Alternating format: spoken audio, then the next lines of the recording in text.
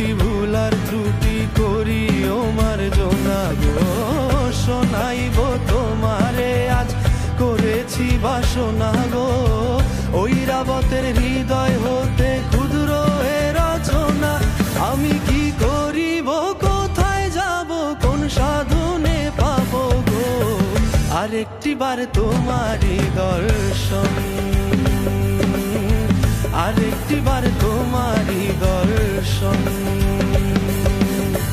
কোন বাঁধনে বাঁধি আমি, কেমনে তোমায় রাখি